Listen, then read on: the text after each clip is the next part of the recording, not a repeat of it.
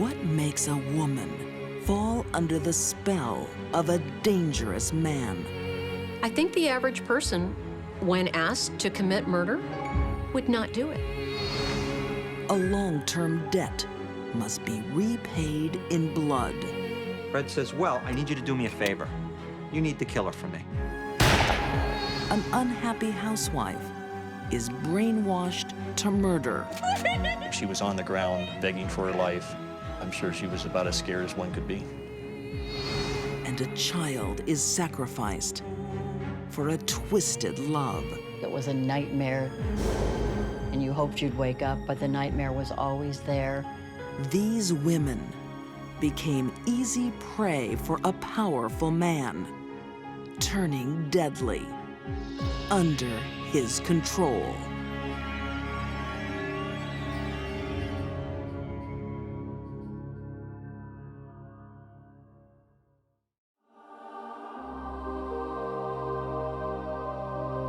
Sometimes the strangest things get into a woman's head.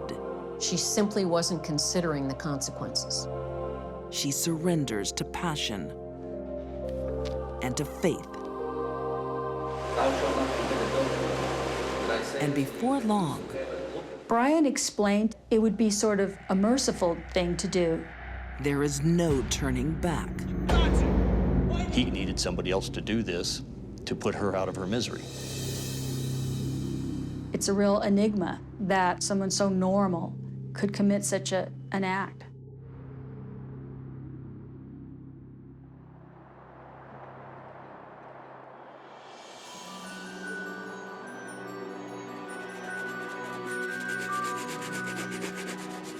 It's 1990 in Colorado Springs. Jennifer Reali is wishing she never married her soldier husband, Ben. He's strict, controlling, judgmental. Have you been using that gym membership I got you? Yeah, why? Your ass looks like Jell-O. What do you expect after you've had 2 kids? Her husband was emotionally abusive, always denigrating what she was doing. She never could do anything good enough, well enough for him. And going to the gym twice a week. It's not showing. She was not living the life that she had intended for herself. She had sacrificed her dreams and had become this army wife. Give me those. They're not done. I don't care. She felt trapped, and she was not living up to her potential, and I think that created a huge frustration within her.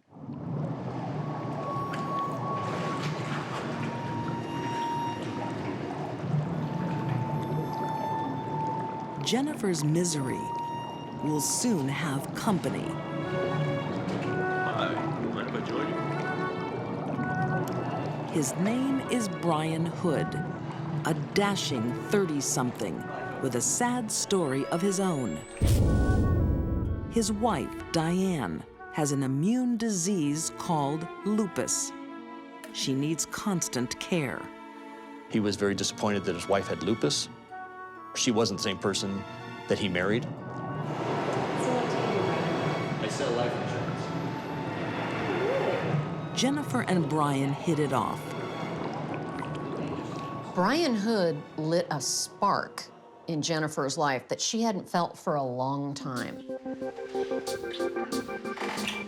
That spark erupts a month later when Jennifer is home alone. Brian makes a house call to sell her insurance, but ends up with a better deal.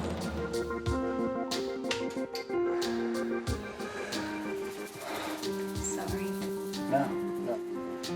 No, you're right. Jennifer is torn between pent-up passion and family responsibilities. She has 2 children who need her. I hate to ask, but an iron I can borrow. Oh, yeah, of course. Oh. But she has her own needs, too.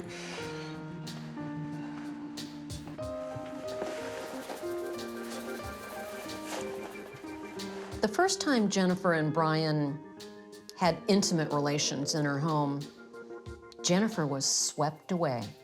There was no returning.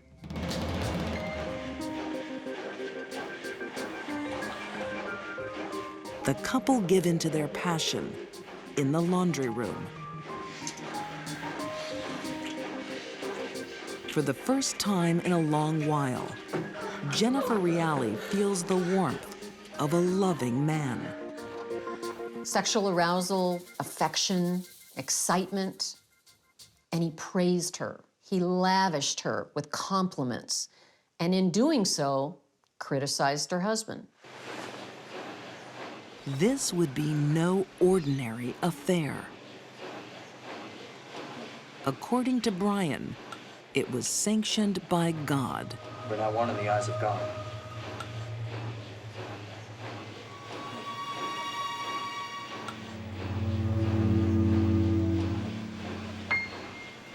What Jennifer didn't realize is that Brian was not only as dominating as her husband, but worse.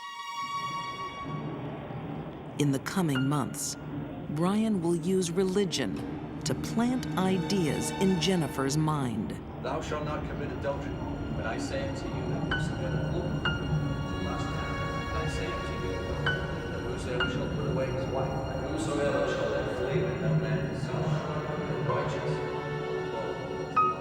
He presented a picture of them being able to live happily ever after with their collective 5 children if both of their spouses were removed from the picture. Thou shalt not commit adultery. To Jennifer, it's an attractive idea. But there's one thing in the way. Brian's sick wife, Diane. It would be so much easier for him if his wife simply died. If the cause of fornication causeth her to commit adultery. Brian suggests a mercy killing. Right life, wrong woman. Part of the way that he convinced her was to use these Bible passages to convince her that it was God's will that Diane should die and that Jenny should relieve her of her suffering.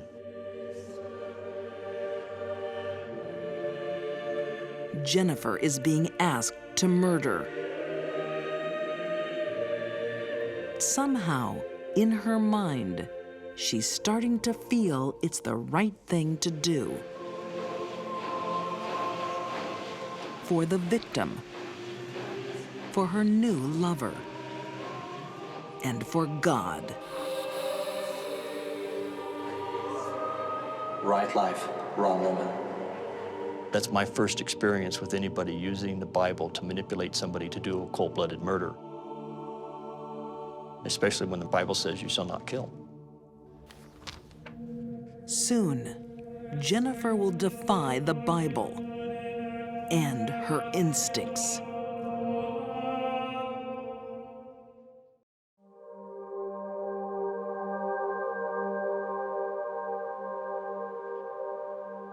Disillusioned housewife Jennifer Reali is having a steamy affair with insurance salesman Brian Hood.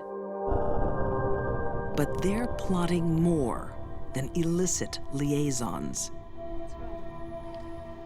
All the medication is doing is just prolonging her suffering.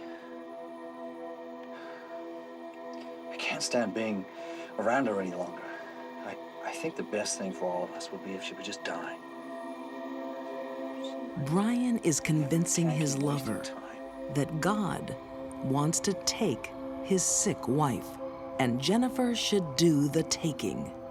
Brian Hood manipulated Jennifer Reali into doing this by using biblical phrases, trying to convince her that it was okay to kill for the purpose of putting Diane out of her misery, and that if she repented afterwards, she would be fine. It's simply putting a woman out of her misery. It's what God wants. She, I believe, had been beaten down by her husband and then by Brian Hood to the point where she probably didn't have control of her own volition. She felt under tremendous pressure and just wanted to get whatever was going to happen over with. Eventually, Jennifer surrendered to the plan that Brian had developed. The plan is for Jennifer to jump Diane Hood when she leaves a community center meeting. Brian wants it to look like a robbery gone wrong. You will then run at her and attempt to snatch her back. When she resists, you will shoot her twice. There's got to be 2 shots. She's got to be dead. She changed into army fatigues, some of which belonged to her husband, some of which she had purchased, and a ski mask. And she waited till 8:30 till the meeting let out. I can't believe how well you look. Oh, thank you. I'm feeling much better. The doctor says I'm almost normal. What's your secret? Take it, it's yours. I've been shot. She was on the ground begging for her life. I'm sure she was about as scared as one could be. Jennifer stood directly over her, cocked this single-action .45 automatic, and fired the second round, subsequently killing her.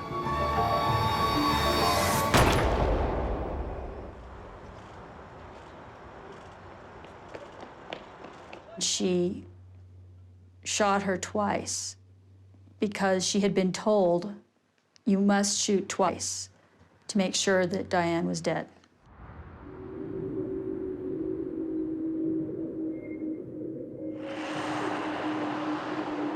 The crime snaps Jennifer back to reality. The next morning, she woke up and realized what she'd done. She was horrified by what had happened. And she's told us that it was like awakening from a deep sleep. And it was very soon after that Jennifer confessed to the crime in full. No. Do you want to tell me what happened?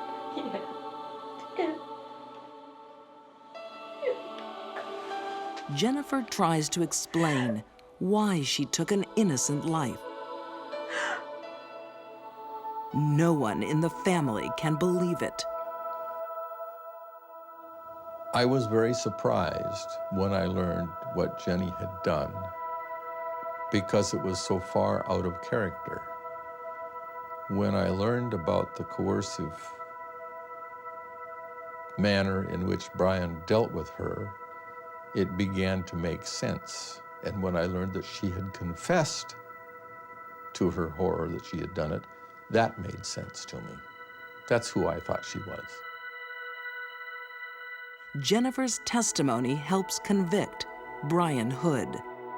He claims innocence, but is found guilty of criminal solicitation and murder conspiracy. He's sentenced to 37 years. Jennifer is found guilty of first-degree murder and sentenced to life. Her father will spend the next 20 years trying to understand. I have between 13 and 14 feet of bookshelf, and I've read every one of them. Every kind of psychology you can think of. I just needed to learn how this could have happened. His conclusion: persuasion can be a murder weapon. Coercive persuasion. And a great many salespeople avail themselves of this method. And frequently they are, like Brian was, a psychology major in college. I think Jennifer Reali, had she never met Brian Hood, probably would never have killed anybody.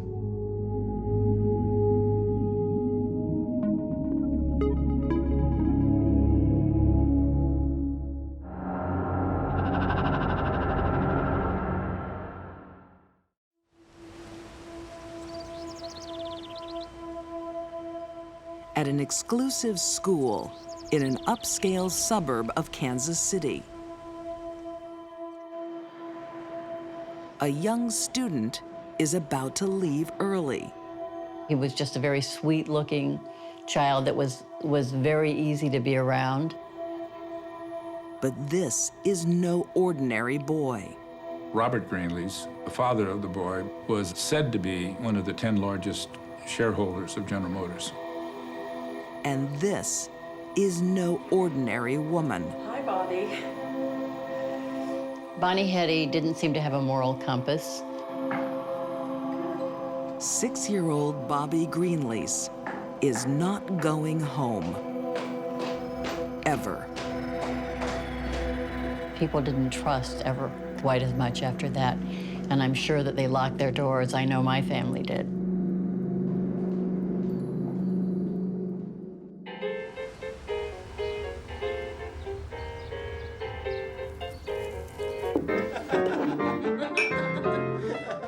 It's 1953, and post-war America is booming.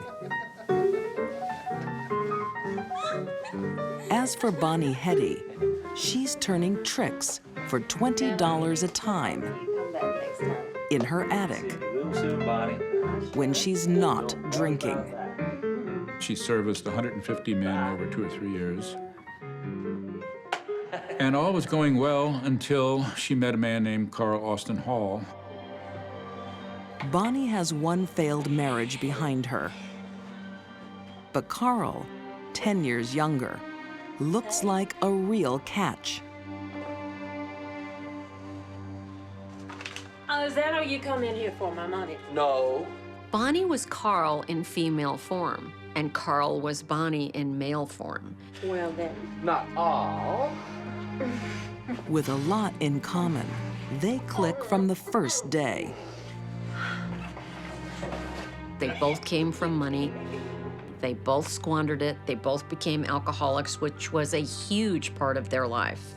Need more liquor, baby doll? Yeah, will you get me some cigarettes? And of all Bonnie's tricks, You're a good girl. Carl is the only one who wants to stay. When Carl Austin Hall turned out to be the man who really warmed up to her after meeting, within 2 or 3 days, he moved in with her. Author John Henry says Bonnie is easy prey for a manipulating man. He sizes her up instantly as, you know, somebody who's not going to give him a lot of trouble, who's pliable, who's a drunk, and who will do what he wants her to do. Carl once had a rich inheritance and spent it all.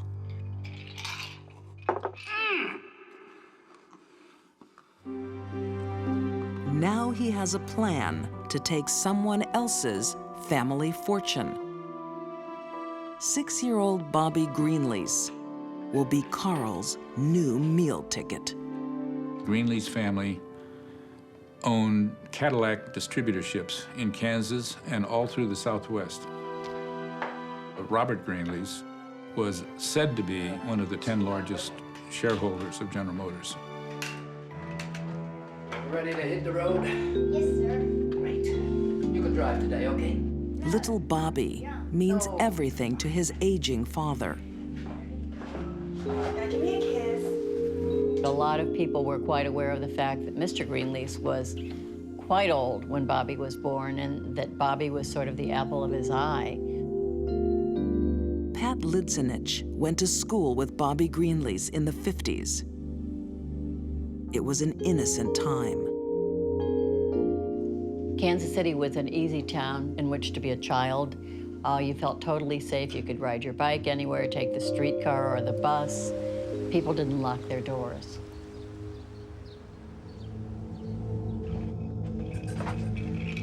That innocence will let Carl and Bonnie What am I make missing? a killing. $1 million is too much for one man to carry. So how much now? $600,000. in 10s and 20s. He wants to hold little Bobby for ransom, but he needs a woman to make the kidnap. Okay. I'll do it. You'll do it? I'll do it. Bonnie falls for it.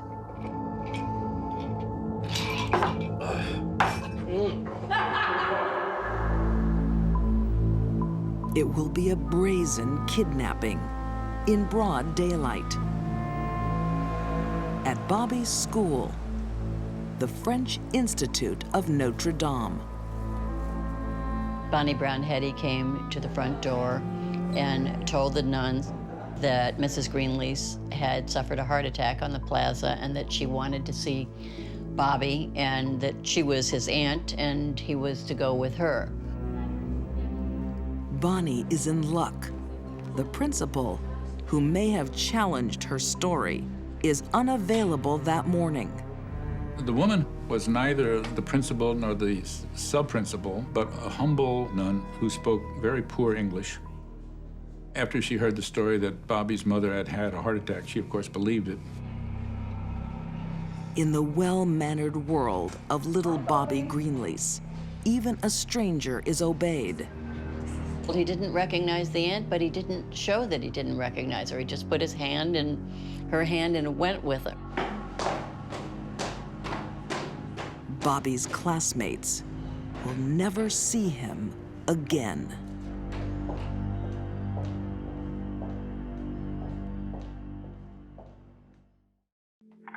Now we've got little Bobby. Virginia Greenlease and her husband, Robert, have shocking news. Is he all right?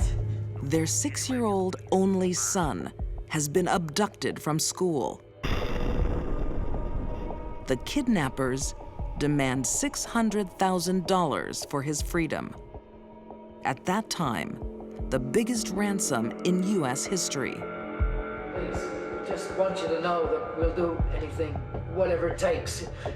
Good, good. Thank you, Mr. Green. Carl Hall and Bonnie Heady have chosen the perfect target. The rich parents are ready to deal. We just want our boy back. Please don't hurt him. Robert Greenlease and his wife were willing to give $600,000, the equivalent of $10 million in today's money, to this kidnapper, whoever he was. And they would go along with everything. They did not want the police to get involved in the least. The Greenleases believe their money will save their only son. But Bonnie and Carl won't be keeping their side of the bargain. I don't think my dog will ever be as big as your boxer. Really? Well, how big are his paws? Because, you know, you can tell how big a dog is going to get by the size of its paws. After driving to a clearing, with Bonnie's dog as comfort for little Bobby, it's time for part 2 of the plan. Where are you going? I'm just going to take Chloe for a walk. You stay here with Carl, okay? Seemed so strange to me that somebody that could care enough to have a dog with them and obviously care for a dog could do something as heinous as murdering this little boy.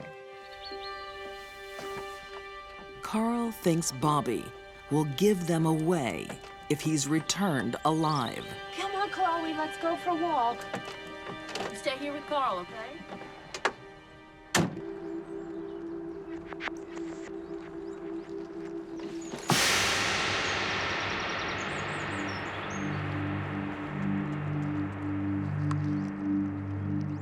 Bobby fought back rather vigorously, and Hall, in frustration, threw the rope away and reached for a .38 revolver. And he threw Bobby down into the floorboard of the car and held him there with his hand, and he fired once. And he missed. The bullet went through the floorboard. Hall punched him and knocked out 3 teeth, front teeth.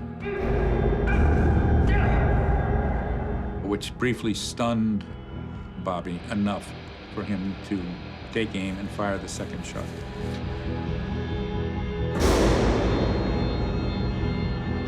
The bullet went right through Bobby's brain, splattering blood and brain tissue all over. It was a mess, a brutal murder scene. The bloody murder of a 6-year-old doesn't seem to shock Bonnie. Whatever instincts she has for children vanish with her first marriage. She wanted a family once, but her first husband doesn't. She got pregnant not once or twice, but 11 times. And each of those 11 times, her husband forced her to have an abortion. It is then Bonnie starts drinking. It's too early for you to be drinking. Yeah. Perhaps to dull the pain. And what have I got to live for? Bonnie wanted children very badly, but had one abortion after another. And then eventually said she became to hate the idea of children. I'm guessing that was nothing more than a defense mechanism to help her deal with the fact that she had allowed herself to have 11 abortions. Now, Bonnie's scarred psyche is under the control of Carl Hall. 1, 2. Cruelly, they string along the distraught parents. They kept getting these ransom notes. So we kept thinking that, you know, he would come back safely at some point. And as it happened, of course, he didn't.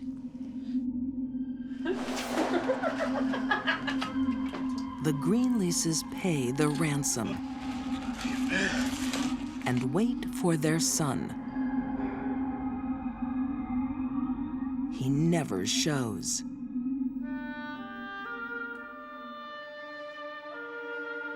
Bonnie and Carl go on the run with the ransom. Then one morning, Carl disappears. After Bonnie had served her purpose in the kidnapping, Carl dumps her.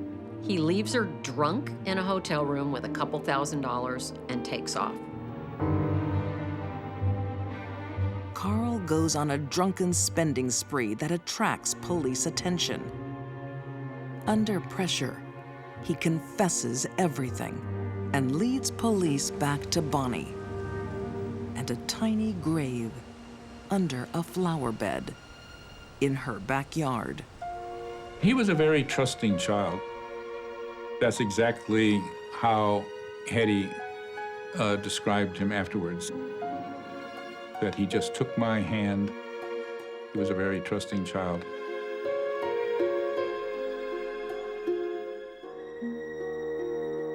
Both are convicted of murder. Bonnie Heady and Carl Hall will die side by side in the gas chamber. You know, they're strapped in and they're blindfolded.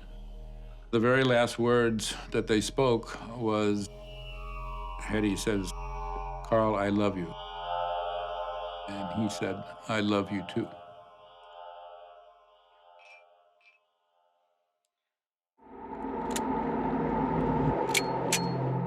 What will make one woman kill another? She's not a violent person, never was, no history of violence. Money?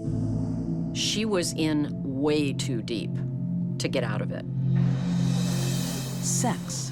He wanted them to have sex with one another, Dawn and Susan. Fear? She was really, really worried about her son, that Fred was going to do something to the son. Or all three?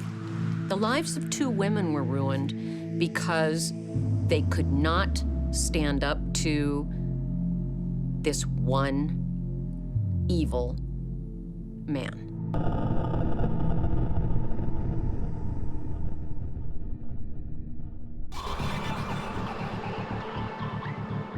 A deal is going down in upstate New York, in the town of Poughkeepsie. I'm gonna show you. I made a cut back from here, and I've taken out a bit from there. That's not what I'm interested in. A developer Okay, needs city I have your approval money. for his water plans. Take that. But city representative Fred Andros wants something in return. Do you want your permit or not?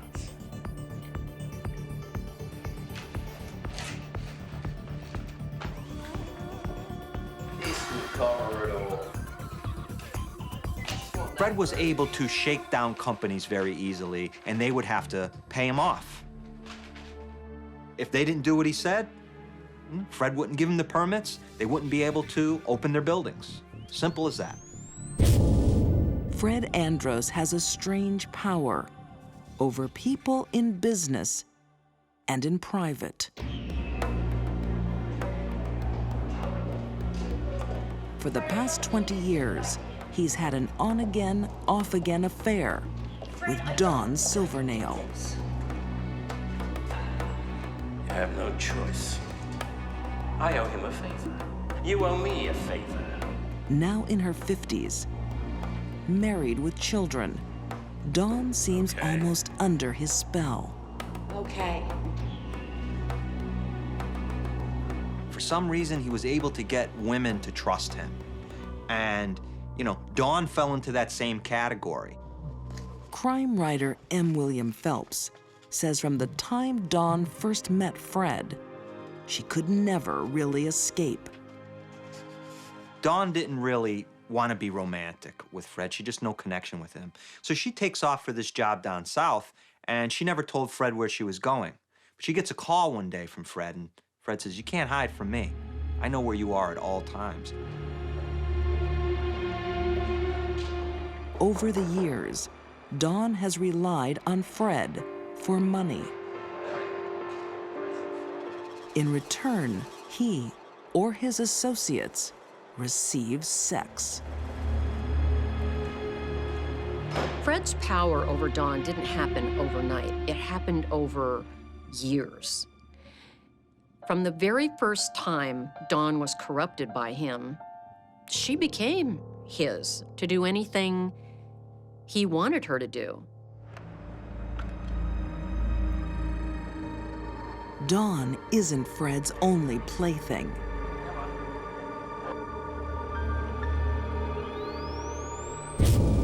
He's also having an affair with Susan Fassett, a policeman's wife. Occasionally, he gets the two women together for his sexual gratification. Get your robes off. Fred decides that he wants Susan to have sex with another woman while he videotapes it. And Susan says, "Okay, I'll do it," because she wants to do anything to make Fred happy, I guess. Fred, I don't want to do this. I don't think I can do it. Get undressed. I think Fred was able to control Susan and Dawn because they were afraid of him. After the very first time Susan had an intimate contact with Fred, he could use that against her in the future. She was married. She did have children. Dawn knew that he knew all the bad things she had done. I think they felt trapped.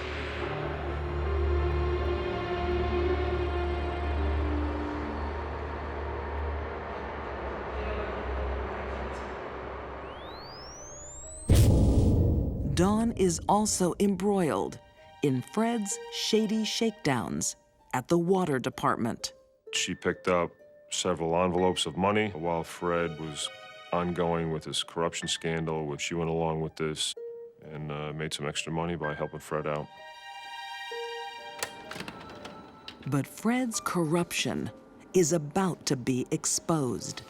Captain Arthur Boyko from the Poughkeepsie Major Crime Unit was there. He was under a corruption scandal and was a witness in a federal probe into his position as a town of Poughkeepsie water supervisor. Yeah. With the federal investigation looming, everyone is on edge. Blueprint are okay, but there's something wrong with the specifications. Well, look, I haven't done the permit because I haven't seen the specifications. Susan decides she wants to distance herself. Set up an appointment with him. I'll ring you back. Bye. Take him back. No, Fred. It's over. He had told her about some of these things. So he kind of made it seem to her like you're involved as much as I am. I love you, Susan. Don't, not now. And Fred could not take rejection. It was something he just couldn't take. So he turned rejection into revenge. Be careful, Susan. Don't do anything you're gonna regret. Fred is in deep trouble. Susan, a policeman's wife, can bring him down. He needs a fix. So he turns to his old girlfriend, ever reliable, Dawn Silvernail. Fred says, well, I need you to do me a favor. That woman that you've been having sex with, that I've been videotaping, you need to kill her for me.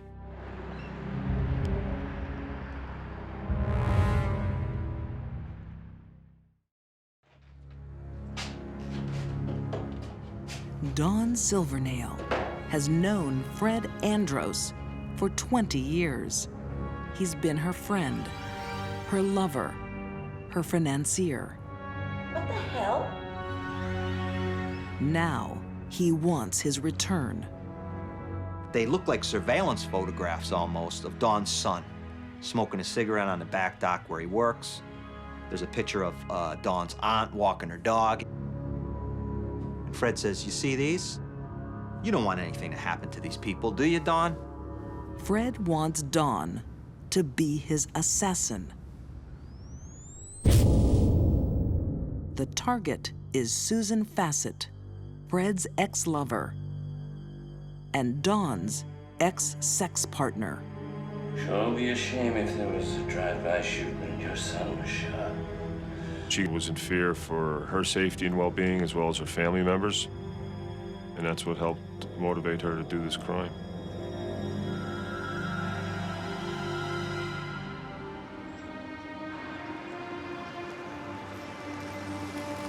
It will be a cold-blooded execution when Susan walks to her car after choir practice.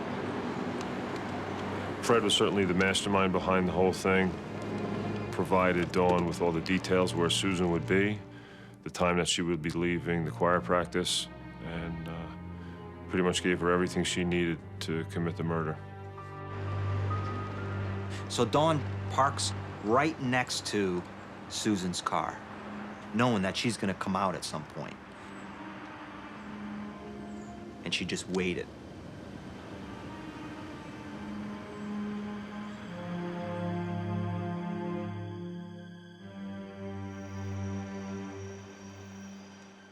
She was in the passenger side of her car. She had a ski mask on. Had the gun in her hand, and she put the seat back in her car. So when Susan walked out, she wouldn't even see her.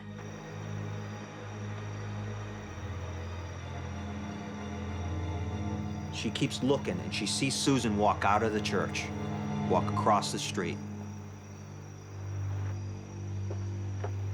Susan gets in her car, closes the door, and as Susan is putting her seatbelt on, She sat up and pointed the gun out the window and fired and kept firing.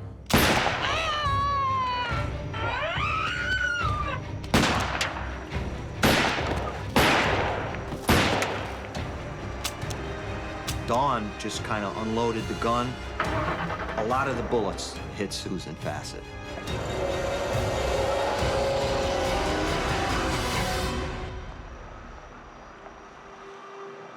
Six shots don't kill Susan instantly. She will die 2 hours later in the hospital. Susan was an innocent. She did nothing wrong except probably try to break up with the wrong guy. Fred Andros is used to getting his way. But the weight of guilt will break Dawn's 20 years of subservience. I can't do this. What do you mean you can't do it? She turns herself in. Susan had family, 2 sons that loved her, and I think the emotional part of it eventually got to Dawn. And there will be no deal when police arrive to arrest Fred.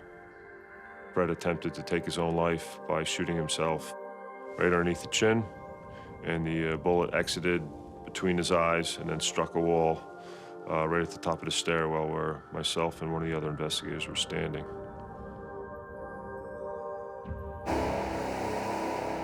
Fred lives to be found guilty of second-degree murder and sentenced to 25 years. 2 years later, he dies of a heart attack. Dawn Silvernail is convicted of murder. She is currently serving a life sentence. I think Dawn was only dangerous as long as Fred had something over her. And when that factor was removed from her life, she would have no reason to hurt anyone. She wasn't a criminal. He turned her into one. Dawn's remorse continues to this day. She says that there's not a night that goes by in prison that she doesn't have nightmares about this crime.